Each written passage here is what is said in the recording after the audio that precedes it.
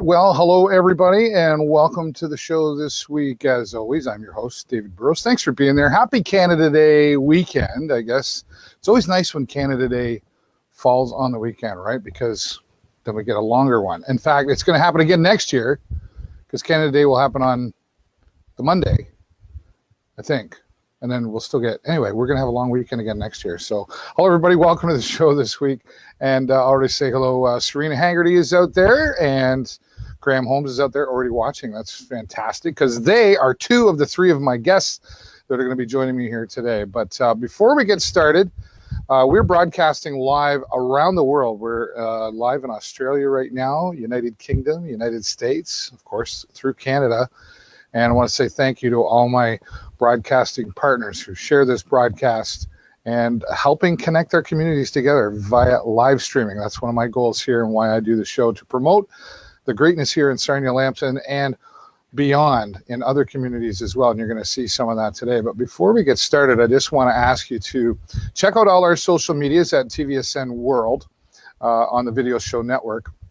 And then you'll also see that we're broadcasting originally here from the show Sarnia here in Sarnia, Lambton. So if you want to be able to share your comments, if you want our guests to be able to see your comments, or maybe you want to ask them your questions, come on over here to the show Sarnia on Facebook, or there's a link above up in the description. Click on that. That's where you should be watching from so that you can share your comments and your questions here on the show today.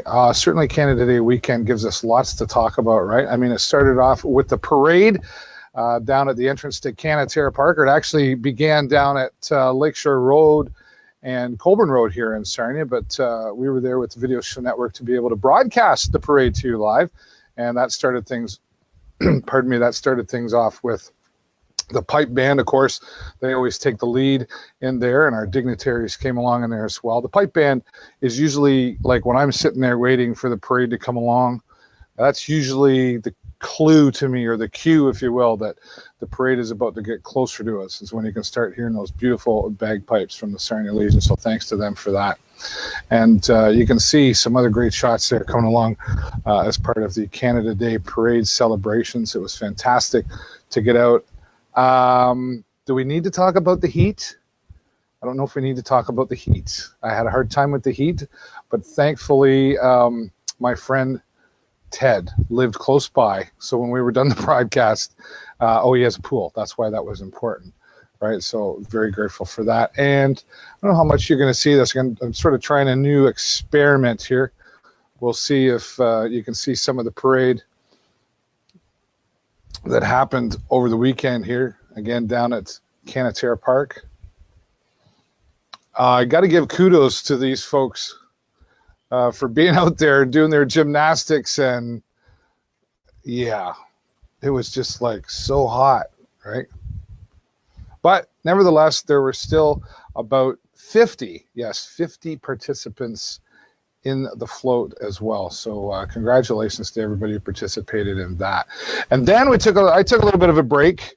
It was my birthday as well, so I said I went over to my friend's house for a swimming time there for about an hour and a half, and enjoyed some time there with friends and some family as well. So that was fantastic. But then we headed on down, of course, to the Suncor Agora down at Centennial Park, and there was a battle of the bands that kicked off this past Friday, a youth battle of the bands, and it was part of the Get Out of the Garage series put on by the city of Sarnia here and supported by some local businesses as well. And they were competing for a chance to be the opening band on Canada Day. How cool was that? There were fantastic there was 1, 2, 3, 4. Yeah, sorry, I was remembering. I was the MC. I should know that. There was 4 that performed, and Housens were the winners. These guys were doing some fantastic rock and roll, right down to like Brown Sugar with, Mick Jagger and the Stones and stuff. So they were fantastic. All the bands were fantastic. I do want to give a special kudos shout out to Max Cabahar. Max and his band Noise Pollution. His band wasn't all able to get there. They got called into work. Well, priorities, right? Max was still ready to go on stage all by himself and perform. And then Housens, these guys had all never met. They didn't even know each other. Came along and said, hey, we'll back you up. And they did it. And new relationships were created, and a fantastic show. So congratulations to Houses and all the bands they got to perform there. And then it was the All Canadian Rock and Roll Band. The All Canadian Rock and Roll Band. A name, or maybe they were called Where's Dave? That was the inside joke. I don't know what that meant. I was just told to say it. So the All Canadian Rock and Roll Band, AKA the Rock and Roll Christmas Concert Band. Yes, the Rock and Roll Christmas Concert will happen once again here in Sarnia at the Imperial Theatre, all rock and roll at Christmas. But they're the All Canadian Rock and Roll Band because they played all Canadian music. So that was fantastic. So Brian Adams was in there and so many others as well. And Denise Chalk and Brian Soulard, the lead vocals. Hello, killer vocals there. And just the band had a great time. Caitlin Mason, I always like to mention her. She does a fantastic job. You can't see it quite there, but she plays the violin in the band as well. So awesome. Lots of awesomeness going on. And then I got to see my friends Jabrito play, which was fantastic because I have not seen Jabrito play in quite some time. I've known these guys for some time. Actually, I introduced them. Remember the movie Rockstars? Like, yeah, I grew up with these guys' posters on my walls. Okay, I've just known them a really long time. Tony Zangoli did me a solid as well and played some Honeymoon Suite for me. Cool thing about that is Jabrito will be the opening band for Honeymoon Suite and the Guess Who at Bluewater BorderFest coming up July 26, 27, 28. They'll be there on the 27th. Again, opening for Honeymoon Suite. And Jamie McDowell, man, just killer vocals, buddy. You're so awesome. So it was great to get out and see that and enjoy as well. And then Yasgur's Farm, that's what they're called. 10 pieces of awesomeness was what was on that stage. 4 or 5 horns in there, to the Congo drums, to the chimes, to fantastic vocals, to keyboards, guitar playing, and bass. They bring it all together with some really cool classics, including some stuff from Chicago, Earth, Wind, and Fire, and just was fantastic. I know I'm stuttering, but it's because there was just so much awesomeness going on there. And I'm just really privileged to be able to be on the side of the stage close enough to see these guys. If you want to see the performances, they are on my Facebook page here on the show Sarnia. Scroll down after the program here and you can check them out as well. Really want to say a big thank you to our friends at Bluewater Power. Bluewater Power supporting many things here in the community, but they were the title supporter for the parade, the live stream parade. So thank you to Bluewater Power for that.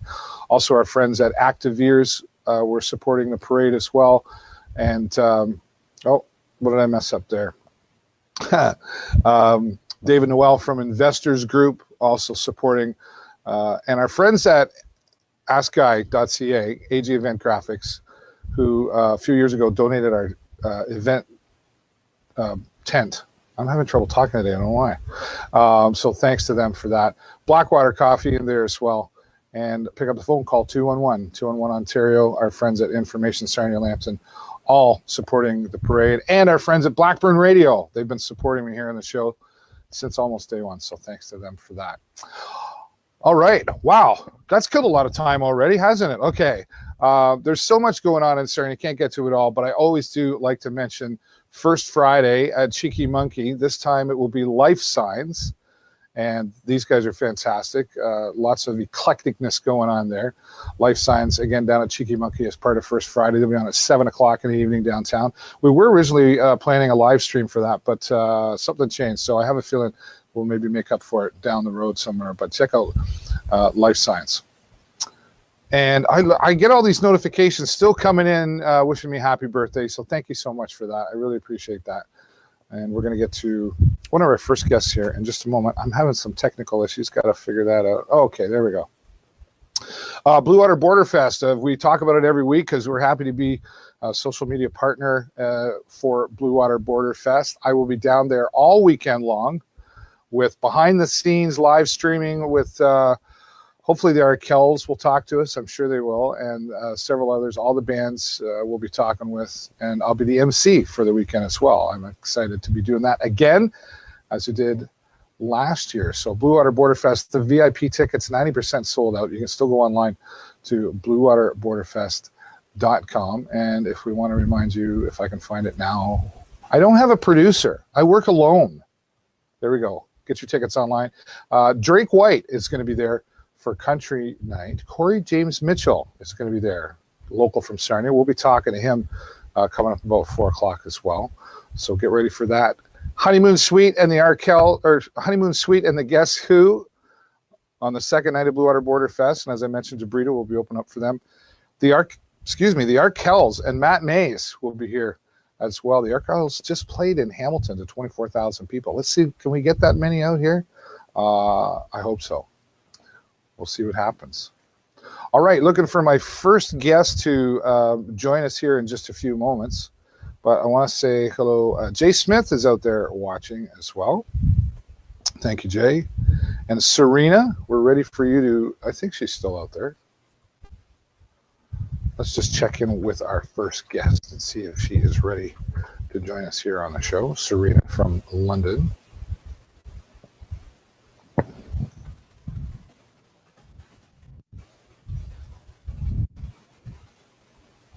Nothing could ever go perfect. Nothing can ever go perfect, right? There you go. I'm just checking in with Sarina at the moment.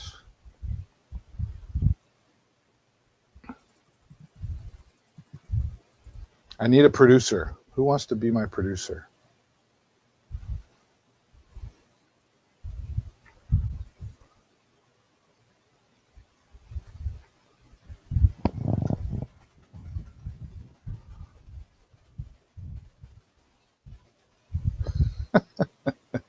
Oh, the things that happen behind the scenes.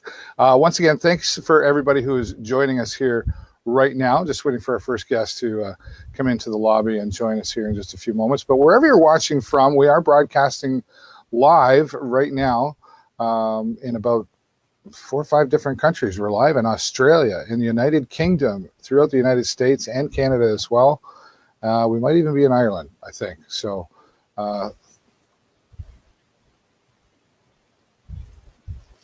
I will be back in just a moment. I think my guest is about ready. Stay tuned. We'll be back.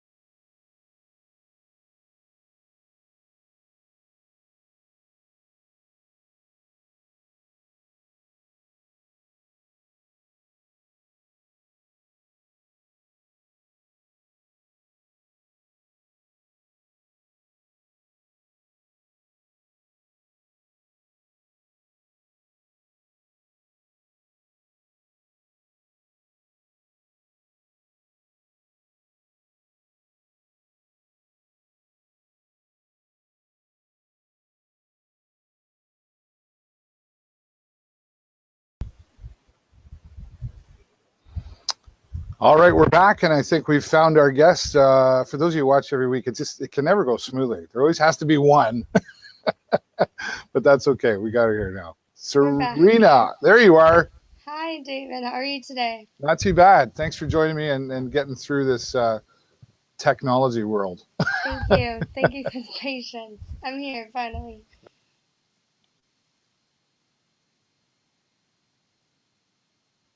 Sorry, we just met recently a couple of weeks ago. You were here in Sarnia at the Northern Heat Rib Series. Yes, I was playing for an hour with my friend Connor, and then I met a lot of people there, so there's a lot of fun people in Sarnia. Yeah, well, that's one of the great things, I guess, about what you do, right? You get to meet a lot of people and connect with a lot of people. as we're seeing in this picture here. Can you talk about who's in this picture? So that was 2 years ago when I was in the hospital, and I met all these guys. They were playing at this big event in London called Rock the Park, and they missed mic check to come and visit me in the hospital. Their band is called Edward Sharp and the Magnetic Zeros. So they came and they played some songs with me. It was a lot of fun, and then they went to the show. I was stuck in the hospital. Yeah. Let's I know obviously want to talk about your music, and we can get to that for sure, but I know it was important to you. You wanted to share a bit of your story, as far as even like being in the hospital. So let's give some people some background on you, and then begin to tell that story.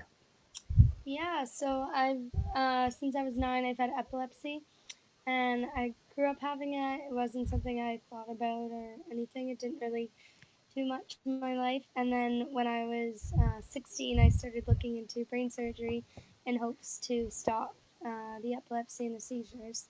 So after all the tests and MEGs and EEGs, MRIs, all that neurology stuff, I decided to have the surgery, and that was in between one surgery. So first surgery, they opened up my head and they put a graft in, so left side, and then I was in for 10 days, and they grafted my temporal lobe and made sure that the language was nowhere close to where the seizures were coming from, and thankfully they weren't close at all. So then they removed some pieces, and then I recovered, and surgery wasn't the best.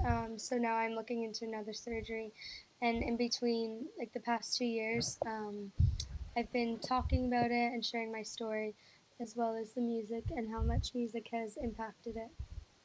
Well, I appreciate your courage in sharing that. And you're what? You're 19 right now? Yes, I'm 19. So when did they discover that you had epilepsy, or were you first aware that you did? 10 years ago, when I was 9. Yeah. How did you and I'm leading up to something here, but being in school, in public school, you were dealing with grand mal and petit mal both, or grand mal seizures? No, not before the surgery. No, no. And then it was after the surgery where I started having every type of seizure, and it started being more common, like once a month. So before the surgery, what types of seizures were happening? I mostly had auras, so it's a feeling. Then I had deja vus as well, and then maybe once a year I'd have a big one, and then I'd end up switching my medications. Okay. The reason I ask that is I'm trying to get our viewers to understand, there is a lot of different types. And, we say deja vu or daydreaming, daydreaming would be petit mal, right? But I'm taking us back into the 70s, for example. And the 70s. I know, long before you were born. Listen, there's something you don't realize, that I had epilepsy. So yeah, so cool. And so back then I was having grand mal and petit mal seizures like regularly, but I never got warnings. But I wanted to get to that point, to say, your peers around you at a young age, was there like any teasing or anything that went on about it because of the way you acted when you were at school, or was it just kind of accepted, or how did that go? It kind of was just accepted. It wasn't that like epilepsy. Not many people. It's not something you notice in an average person. Yeah. So not many people knew I had epilepsy, and before I went into the surgery, no one really knew I was getting brain surgery. Yeah. So I felt like that's when I kind of announced that I got brain surgery to stop epilepsy. But it was never something I really got defined as.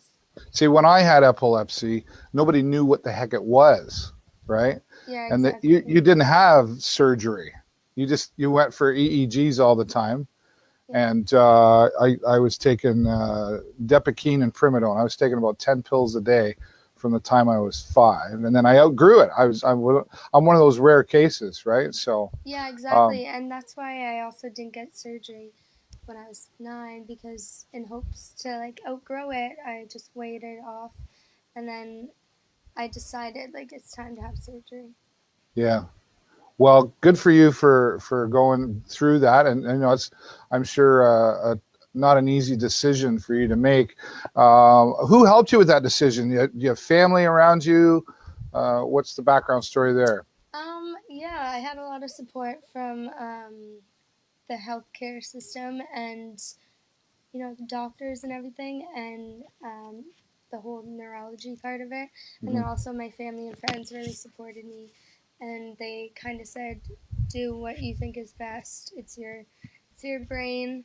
And yeah, like you said, it's the lucky case. Like you did, you grew out of it, and I don't think I would have grown out of it. So Yeah. I kind of supported and accepted it, and then I I think I was scared at first, but then I had to wait 6 months for it, so I kind of got tired of being scared, and that's when I became excited. Okay. All right. So, how has music then, um, helped you in dealing with epilepsy? You said there's kind of a relation there. Um, well, music, like I said, epilepsy doesn't really define me, but I feel like music really defines me. And so I kept writing songs when I was younger, but I never really released them because I didn't know if they were good or not at all. And then before the surgery, my mom wanted me to have experience in a studio. So I went into a studio and recorded a song, and then I ended up writing more songs and sharing them with my family, my friends, and my producer. And then right when I got out of the hospital, I released a full EP, 4 songs on it. So I feel like that was the moment where I'm like, I actually want to pursue this. I've been singing my whole life, and I feel like music was kind of distraction from all like the stress and the busy life and everything. Right. So this is the music is this is you. This is what you want to do. You want this to be your career. This isn't a hobby. Definitely, yes, definitely. Yeah. Um, like I sing every day, so a little bit too much, depending on where I am, because I'll be sick sometimes, and like I'll have to like with a dry throat, I have to relax it, but then I sing and don't notice that I'm singing. So I feel like it's something that really I want to pursue. Yeah. So I mean that's a uh it's not an easy path, the music business. It's a tough to get gigs and tough to get paid, that sort of stuff. Do you have somebody helping you with that marketing side or getting the gigs, or is this just you right now? Definitely, it's a lot of work. I noticed that in the past 2 years. I do have my momager. I'm very lucky. She gets me a ton of gigs, and she introduces me to a lot of people. So I'm very lucky to have the support of her and the rest of my family. And yeah, I feel like without her, as well as my producer and the people I've met in the industry, I've been really lucky. Yeah. What would you say is the toughest part about it all? Or sure, Toughest. and did you think it would be easier? Um, I didn't really know what to expect, so I didn't know if it would be harder or easier.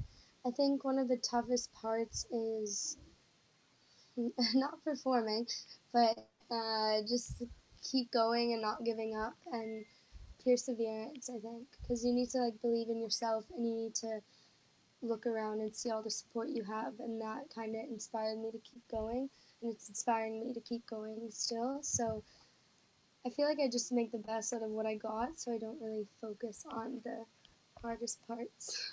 Yeah, yeah. There you go. That's a good way to think about it. Who's this here? This looks like somebody special in a picture. Yeah, that's this big artist, Canadian artist, Shawn Mendes. So I was accepted for, I was a Wish kid after my surgery because I was 17, and my wish was to perform on a big stage. So less than a year later, I got to perform on stage with Shawn Mendes, and I performed my original song that I recorded like right before my surgery. So So that was pretty fun, and that's a picture of me and Sean before the show.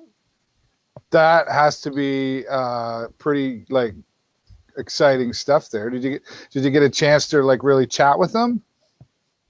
Yeah, a little bit. That was before the show, so he was meeting his thousands of fans that all were in line, like nervous and scared to meet him, excited for the meet and greet. And then we were last in line, and then we met him, and I said, "Hey, thank you, like, for sharing the stage with me tonight. I'm so excited to see you on stage." And he was all happy and excited for me, so it was a cool wish.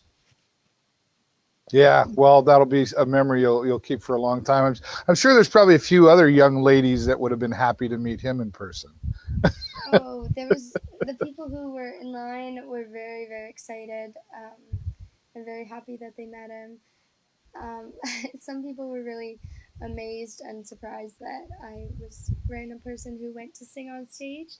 That's a picture of what I look like on stage. So it was fun, and that kind of inspired me. In front of 22,000 people, I didn't mess up and I wasn't nervous. So that's another reason why I want to keep working hard to one day be on that stage again. Well, I think you're headed in the right direction for sure. I mean, you've got some great talent. I really enjoy listening to you at the Rib Fest, and you've got such a powerful voice as well. You're in London, right? Yeah, based in London. So do you have regular gigs around you there that you play? Do you have like a regular thing going on? Yeah, this summer especially, I'm playing at a lot of bars and restaurants. Okay. And then I've released 2 EPs in the past 2 years, so I've had them at pretty big places. There's Aeolian Hall, and I sold over 300 tickets. And then at the London Music Hall in January this year, I released my second EP, and I sold out a venue, so I got to move to a bigger one. So I've had some big shows like that, but also I find that little gigs anywhere around the city. I love performing, and I can entertain people most times. So yeah, well, good for you on all that you're doing, and I appreciate the fact that you talked about your epilepsy here as well. I mean, we didn't really talk about that, so I didn't know where that was going, and we've got something in common there. Maybe we could have you back, and we could do a whole show on talking about epilepsy. Yeah, I'm looking into another surgery now too, so I'm sure I'll have much more stories maybe. And my hashtag was brain surgeries chill, so that was a pretty Sorry, big what's the story. hashtag again? Brain surgeries chill. Brain surgeries chill. Yeah, so that was my hashtag, and I had a ton of questions about that too when it first was announced. Okay, all right. Before we go, any final words that you want to share with the viewers here today? Thank you for listening. Okay. And thank you for having me. I'll be watching the rest of this because I'm excited to see the other interviews. And yeah, fantastic. Well, we've got another musical artist coming up here in a moment. We got some more great stuff, and we're connected now on social media, Sarina. So stay in touch. So my wife and I, we get down to London, maybe we can come and watch one of your shows. Yes, definitely. I will stay in touch. And then whoever's watching right now, if you just check out my name, it's Sarina Haggarty, and feel free to come to shows too. I'd love to meet you guys. All right. Sarina, take care. Thanks for your time. All the best. Thank you very much. You're welcome. Bye-bye. All right, Sarina Haggarty joining us from London, Ontario, a young, talented young lady. She, oh my God, such a powerful voice, and she was performing with her friend Matt at the Northern Heat Rib Series a couple of weeks ago. So if you're down in the London area, make sure you find her, check her out, and of course you can find her online at Sarina Haggarty. Thanks again to Sarina. All right, well, music is certainly popular on this show, and it's certainly popular in Sarnia here. And my next guest has got a lot of great things to talk about. I'm going to take some bragging rights and already say I had him on my show first, like 2 years ago. But now he's got more great big things to talk about, and he's sitting in the lobby. He's ready for us, I think. Yeah, Cory James Mitchell, how are you today, sir? Good, Dave. Can you hear me? I can hear you loud and clear, buddy. I was just bragging. I don't know if you heard. I said that I'd had you on the show a couple of years ago, And I think you were performing at the station that time we talked. Yeah, that was actually, you know what? It feels like a couple years ago. I think that was back in November. That was when I. Was it November? Okay. It sounded good if I said 2 years ago. And I saw you out, I know briefly we waved at each other. I saw you at the Canada Day Parade yesterday. Oh, yeah, I can't miss the Canada Day Parade. That's a staple around here. So yeah, it's a big part of the community. Yeah, it was a good turnout. It was hot, but everyone seemed to muster through it. I didn't notice under my black tent. Yeah. Okay. Well, Cory, thanks so much for joining us. I know you've got a lot on the go right now. I know you've just made some really big announcements recently, yourself, and then the Cory James Mitchell Band getting ready to play at Bluewater BorderFest. But and we can talk about all that. But let's give some of the folks who may not know who you are a little bit of background on you and kind of what's brought you to date. I mean, yeah, we got a lot of good shows coming up this summer, but a little bit of background. I'm originally from Port Lambton, so local boy, and I've been playing live for about a year and a half now. My first gig was last April at Paddy's, and things have just kind of been smoking since then. A couple months later, I got a chance to open up for April Wine at the station, and then Big Sugar that was the show that I talked to you about, and since then things have kind of skyrocketed, and we got a lot going on and big announcements that seem to be coming up by the week. Yeah. What would you say, like, let's just kind of look at this for a minute, for the outside looking into a lot of people. Okay, here's a here's a guy who's playing a guitar and he's singing. And of course, everybody who is in this business wants, that big break or wants that success because it's obviously their passion. With you, I mean, it's a passion and you'd love it to be your living. But how did this happen? Like, because you've got some big things going on with an agency now to BorderFest. Like, what would you attest that to? I think it's just early on deciding what you want to do with your music. Remember, I used to go to open mics with Rick Steves down at Ups and Downs a lot. And I've known Rick my entire life. And he was kind of the one that put me on the path of, listen, you can either be a jukebox or you can bring your sound to the people. And you got to decide, what you want to be as an artist. And I'm a songwriter, I wouldn't say by trade, but by heart. And that's what I wanted to be. I didn't want to be playing other people's music and kind of entertaining the masses as a live jukebox. So, I set it with a goal in mind and just trying my best to make it grow and stay true to what I want my music to be about. I think sorry, go ahead. I was gonna say, and I think one of the main things is just being honest with yourself, having that meter of being able to hear yourself when you sound good, when you sound terrible, and what's gonna work. Yeah, that's a good way to put it. And Rick Steves certainly is qualified to give you that advice. I mean, and that's a good way to put it, right? Jukebox. And I think I kind of remember our last conversation on the show was you said, yeah, I'm just doing originals. I don't really want to. So you'd chosen that path some time ago, and it's been working well for you, obviously. I mean, one thing that we have, we do add the odd cover to our set. Now that we're playing sort of province-wide, you can't be naive to the fact that every crowd that we play in front of, next week we're in Barrie, then we're in Ottawa the following week. There's no Cory James Mitchell Band fans there because no one knows who we are. So it's kind of now that good mix of original content with the odd cover to kind of put people back on the rails to say, this is who I want you to attribute us to, whether it be, Allman Brothers or Skinnerd or Chris Stapleton.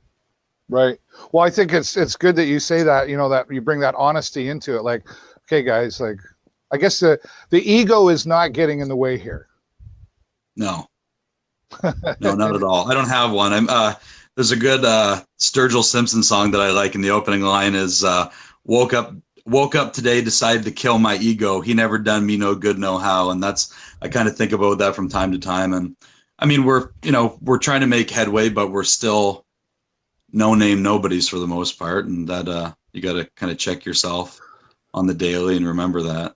Right. Well, I wouldn't say you're nobodies, but I'm a fan, so I'm allowed to say that. Oh, there you go. Let's talk about the rest of the guys in the band there. Maybe I think you can probably see the picture I've got up there if you want to talk about who's in the band.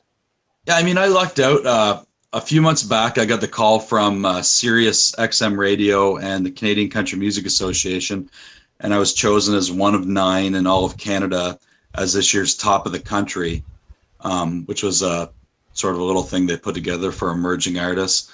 And so they, the guy said on the phone to me, he goes, things are going to move real fast here, like starting immediately. So we need you up in Toronto, and we need you, to be putting your best sound forward, which I released my EP, and it was a full production sound. So I knew I needed a backup band. Okay. And so I lucked out. I had about 2 weeks to find a group of guys. And if I would have had 2 years, I wouldn't have found, as good a group.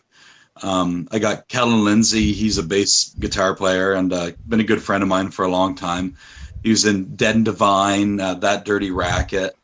And so he's had a lot of musical experience. Mason Stewart, he's another local musician, and he's my rhythm guitar player.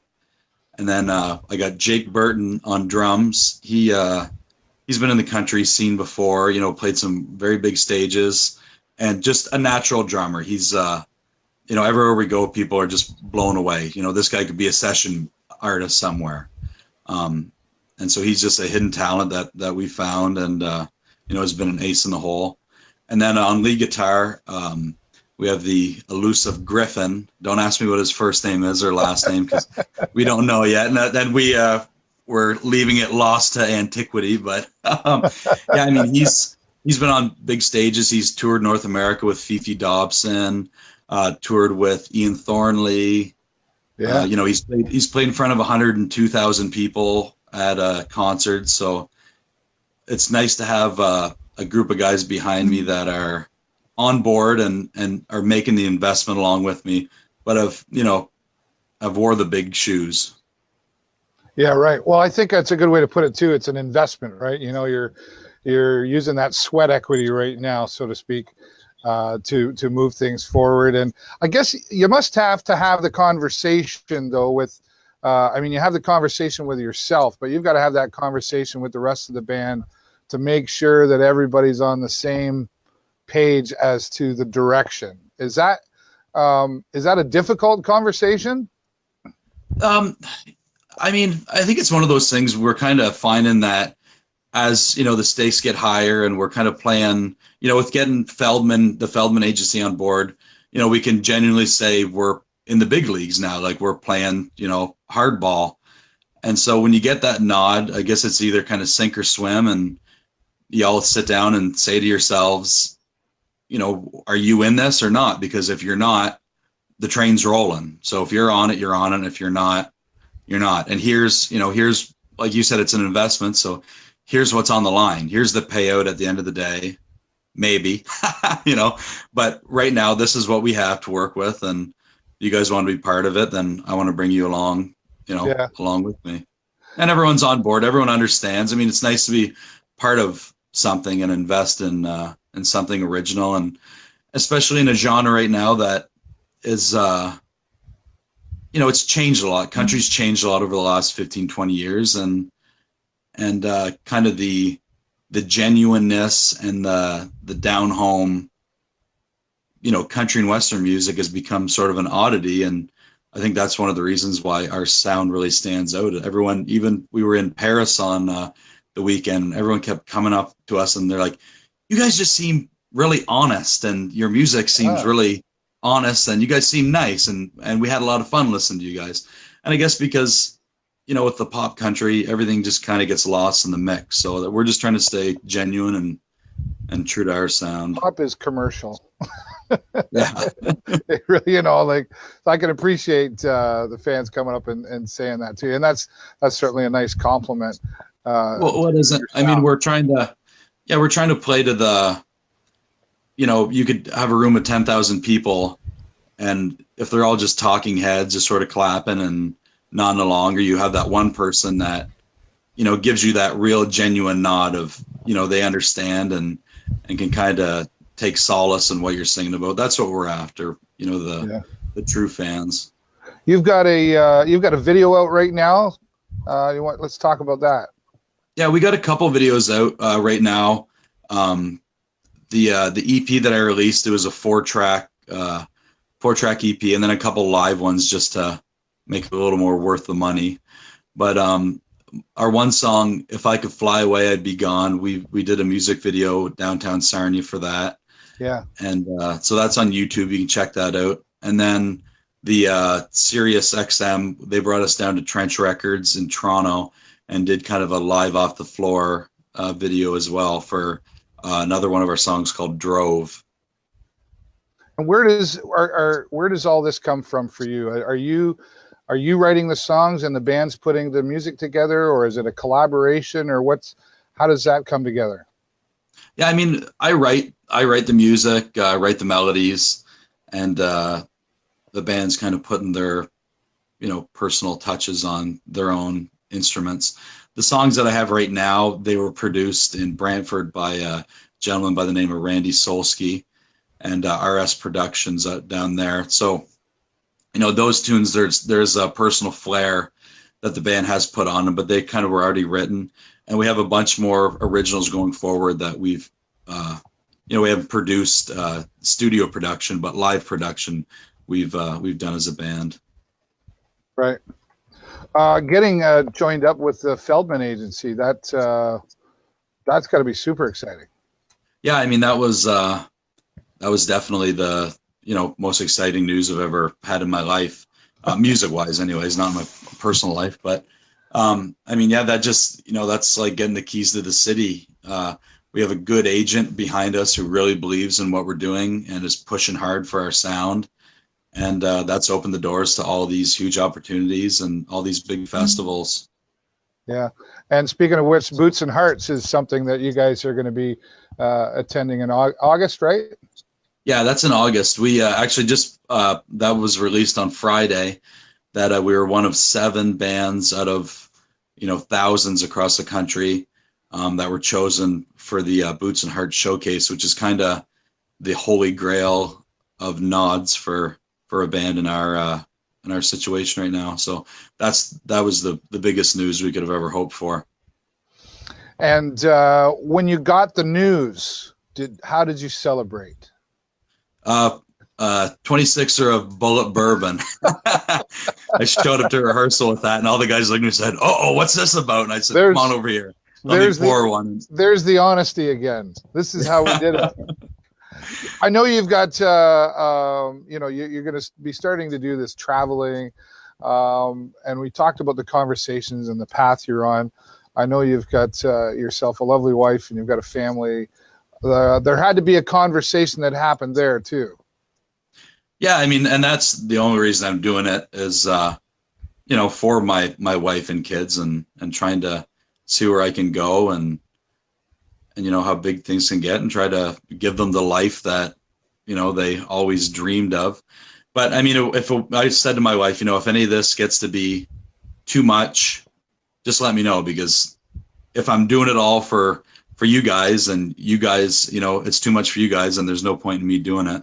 But she's the one that pushed me from the get-go. I remember last time me and you talked, I told you that. She's kind of the one that said, sink or swim, either shut up and do it or I don't want to hear about it anymore. And, she's still like that when we got kind of the nod to start touring and doing all these shows. And I remember saying to her, I don't know if I'm ready for this. And she's, the one that just shakes her and goes, "Oh, come on, like get over yourself, get out there." Yeah, so mine asks me if I'm done crying. Done crying yet? Okay. Well, that's good to have that support around you. And I know you've got lots of fans here in Sarnia. And we got to move on here to my next guest in just a minute. But real quickly, let's talk about Bluewater BorderFest. I know I'll be seeing you down there. I'll be there all weekend. I'm sure we'll get another chance to talk. But this has got to be another exciting moment in your music career. Yeah, this will be one of the big ones this summer for sure. I mean, I grew up, going to Bayfest, and that's kind of the first real, big shows that I was ever exposed to. So when I did all my daydreaming as a kid, it was up on the Bayfest stage looking out over Centennial Park. Yeah. So to be there on stage it's going to be a kind of a surreal moment. So I definitely can't wait for that. Well, congratulations to you for that and all your success that's happening here. Certainly since November, things have the race is on, so to speak, to quote a country song. For sure. All right. Well, Cory James Mitchell, thank you so much for spending time, and say hello to the guys in the band. And I know I'll be seeing you down there at Bluewater BorderFest on July 26th. You got some big names you get to open up for. We'll look forward to that. Yeah, I look forward to it. And then thanks for having me, Dave. It's always a pleasure to talk to you. You're welcome. Anytime, my friend. Take care. Yeah, have a good one. Once again, Cory James Mitchell joining us here today. Some exciting things happening there for him, as you heard. And this will be replayed as well. So if you're not watching live, that's okay. The views always come later anyway. But we would like to know if you're watching live or replay. Give us in the comments below. And if you've got a comment you'd like to share with any of the guests, even if this is a replay, you can still type those comments in there, and I know they'll come back and they'll answer them for you. So Cory James Mitchell Band going to be at Bluewater BorderFest coming up in July. We're going to give away some tickets later again this week. I've already given away a pair. We're going to give away another pair to Bluewater BorderFest, so you got to stay tuned for that. All right. Well, sports is a lot of fun, but it can be really, really expensive. And we have to find a way to relieve some of that financial strain on some of the families that would like to have their children playing in sports. And my next guest has done very well at working on that. We're going to bring him in here right now. Graham Holmes, how are you, buddy?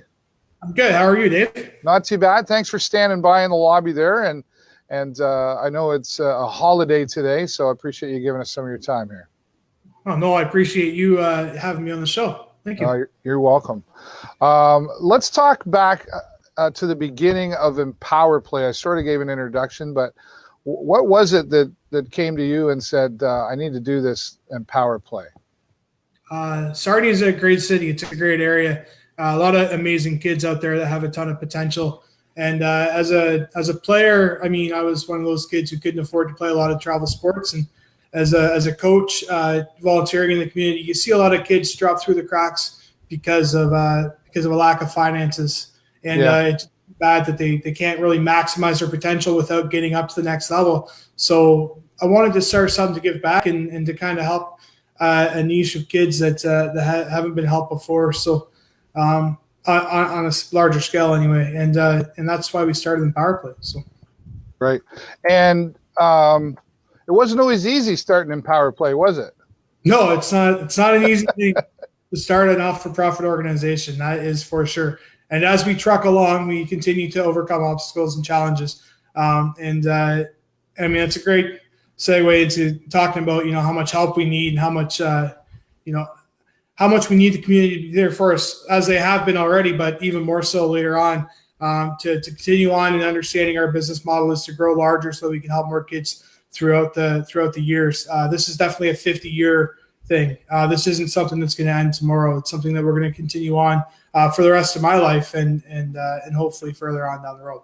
Right. Well, you talk about the obstacles, but let's talk about some successes that you've had as well. I mean, you throughout the year, I know as we run into each other, are constantly trying to do some fundraising to keep things going. Is it getting better? Are you seeing more people go, oh yeah? Because I mean, there's always, especially here in Sarnia, as you know, there's always a cause, there's always a fundraiser. People are always asking for money. And money's not everything, but it is up there with oxygen, right? We got to live, So are you seeing that getting better though? And people going, oh, really? I didn't realize how expensive it was in sports. Yeah, I mean, I think there's definitely a lot of support out there for an organization like us. Like I said, when you start a not-for-profit, I mean, like you said, there's tons of not-for-profits out there doing a lot of great things for Sarnia in the area and a lot of great things for kids. So I think that the biggest thing is just keep going forward, keep telling people who we are, keep trying to help as many kids as we can, and it'll catch on by itself eventually. So, yeah. So what kind of things, I know we've got a volleyball tournament coming up here we're going to talk about, but what kind of other things has Empower Play done to help kids in the sports world? I've seen some pretty unique things that you've done. Yeah, so back in the very beginning, we actually hosted the same volleyball tournament, but we put sand on Stokes Bay back lawn. A lot of work, a lot of great sponsors came too, and we had a good time. Raised over $4,000. The next thing we did was built a community ice rink. It was massive. It's more of a community ice arena, outdoor arena, and it was at the back lawn at Stokes Bay as well. Yeah. We had a really warm summer that year, so we were able to break even on that big project because of a very successful hockey tournament we had. Also had a nice family day skate for all the kids, and the Legionnaires were there, and they helped out as well. Moving forward after that, we've designed an equipment exchange program that's going to be really unique to the area.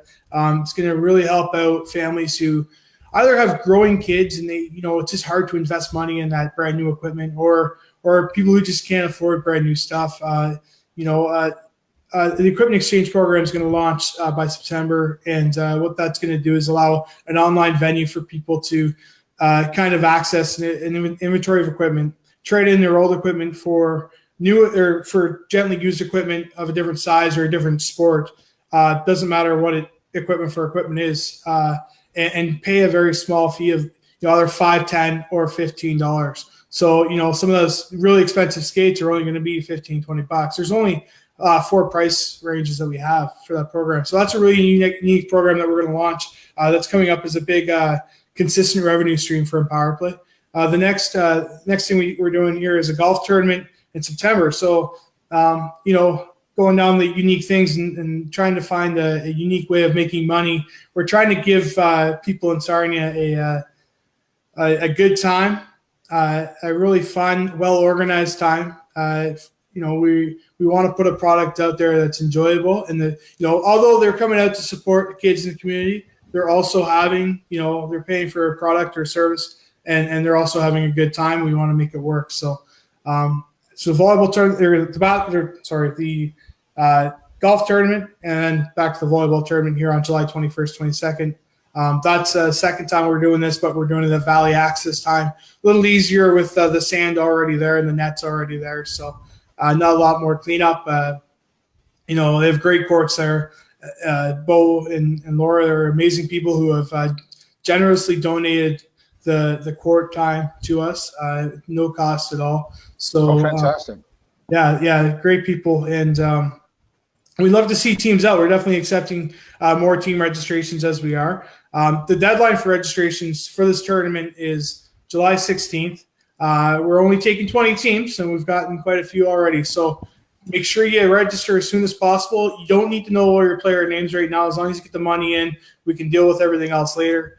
If you want to save your spot, just $125 a team, or $150 a team, which is $25 a person. Sorry, and I think it's going to be a really good time.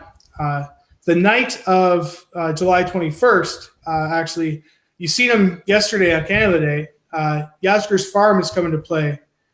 Yeah, right. Yeah, and we're gonna have a little. We're calling it the Midsummer Soiree. So come dance underneath the lights, underneath the stars, at Valley Axe, and it's just $20 to get a ticket to Yasgur's Farm. It's gonna be a really great time. Like I said, you heard them on Canada Day playing at the stage there, and and I mean, you heard how good they sound. So we're gonna have them at Valley Axe on the 21st. Doors open at 7:00. Tickets will be available at the door, but if you want to grab tickets there too, you can grab them off our Eventbrite.